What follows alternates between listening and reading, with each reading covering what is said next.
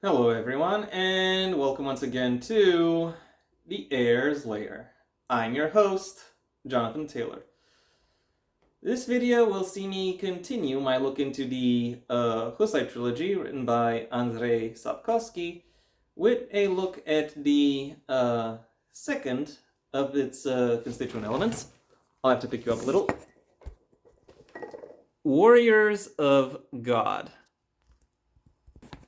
Last week I told you to get used to seeing chalices on the covers, and while the book of this week doesn't really have a doesn't really have a prominent chalice on the cover, instead choosing to focus on a sword, which is somewhat more appropriate given its title. If you look closely, you can still see at least one chalice within that cover, which is somewhat important because the use of chalices actually represents one of the primary divides that drives the conflict this book series depicts. Before I get too deep into like the ritual theology, however, I should first tell you what my thoughts about this book actually are. So my impressions in summary are: this is a well-made, well put together book.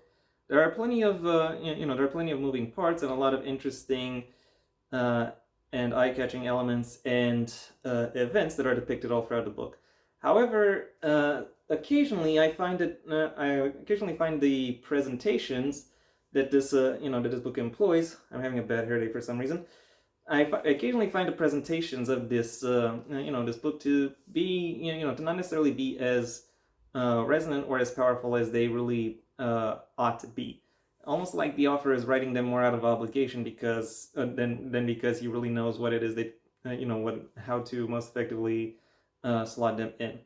Still, those elements are few and far between, and most of the book is is an exciting and captivating piece of represent an exciting, captivating piece of literature to dive into.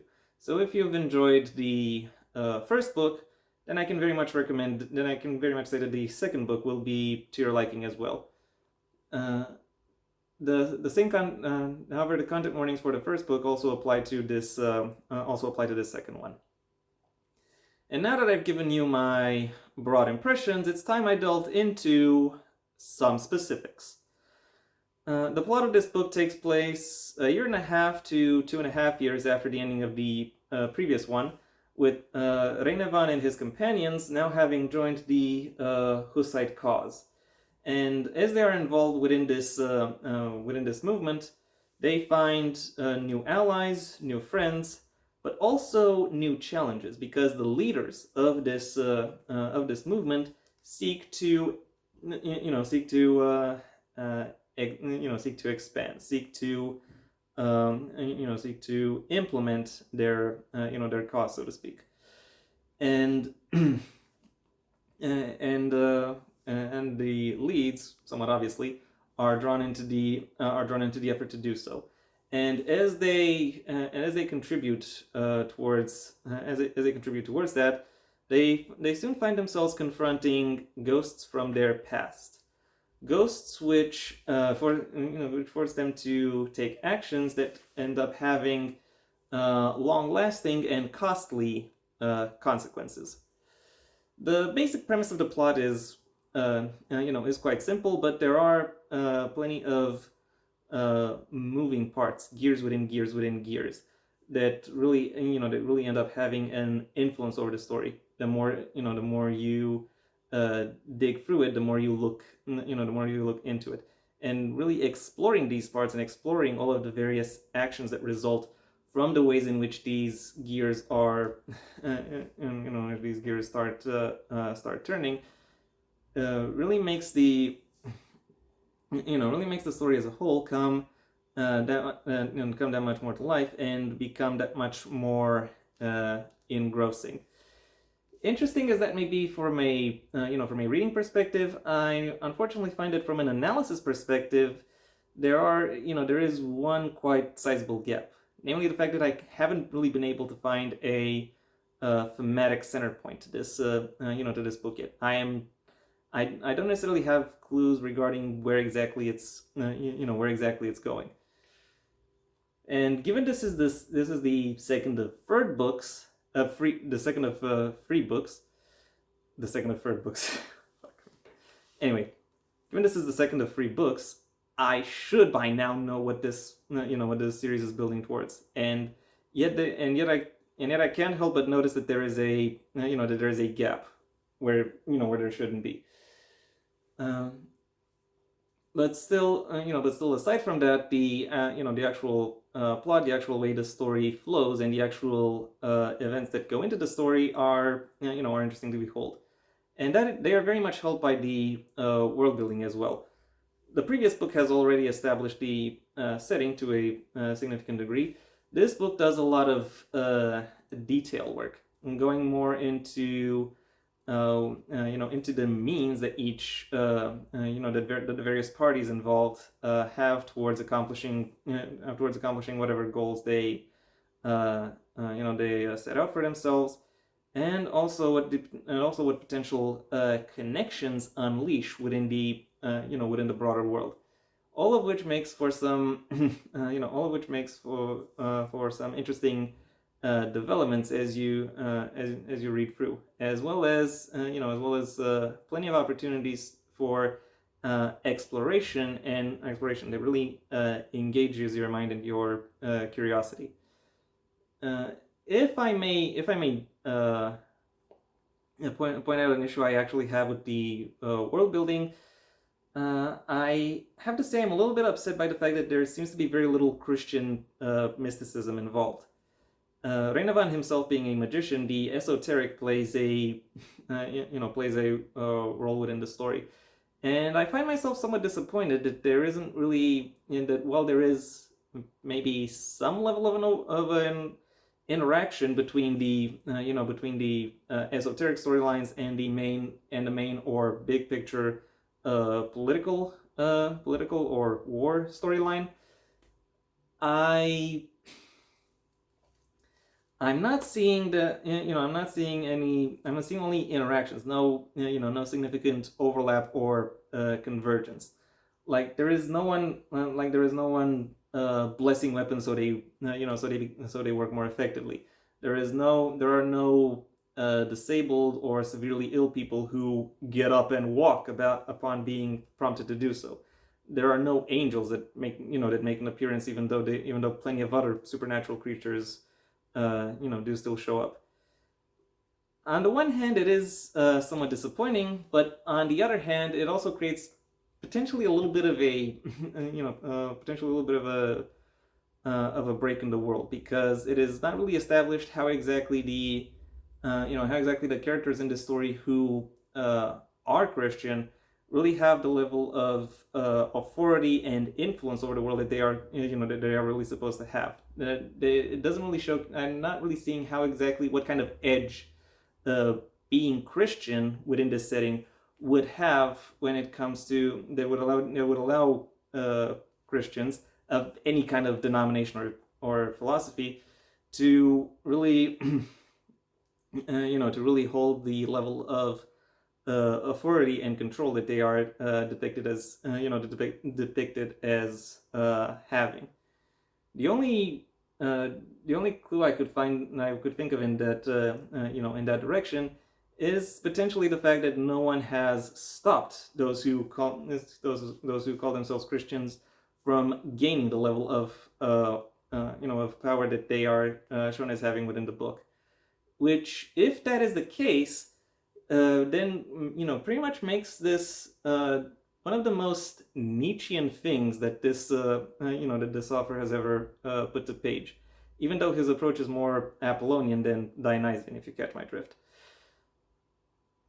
That being said, that is a very big if, and that there is a very big if when it comes to that particular interpretation, namely if that is deliberate, because if it is, then that explains then that works quite well. The problem is I can't tell if that is deliberate, because as I've already mentioned, there isn't really a thematic center point to this book.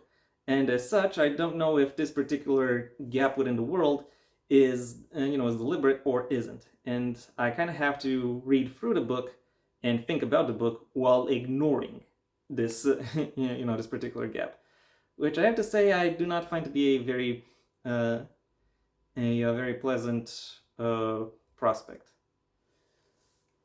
Regardless, one aspect of the book that does, that does actually work and doesn't, without these kinds of issues is characterization.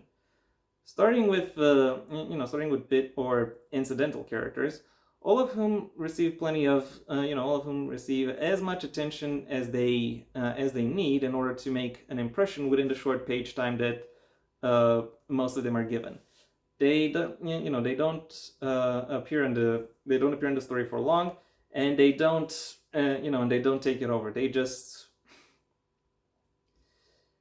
and they and they don't take it over. They just appear, they make themselves known, they fulfill their purpose, move on. So in that sense, Sapkowski has pretty much perfected the art of the the art of the bit player in literature. When it comes to development, however, it is quite obviously the leads who get most of it. Samson, for example, one of Reynevan's companions, finds more to appreciate about his current situation. For example, however, it is really Reynevan himself who I think it's safe to say experiences not only the most development but also the most interesting level of development. His involvement within the Hussite cause forces him to adopt approaches that are more ruthless and or more pragmatic, and it is through these efforts, through these endeavors, that he that he takes on and analyzes these these new outlooks and new perspectives in order to draws his own conclusions from them, which really makes him which really makes this these particular aspects of the story more interesting to follow as he as he explores what it is that he wants to what it is he wants to do with his life, and how he imagines the footprint that I think he leaves behind, would be fair to say, actually ends up looking like, which which in turn makes his internal conflict and his internal development very quite eye-catching.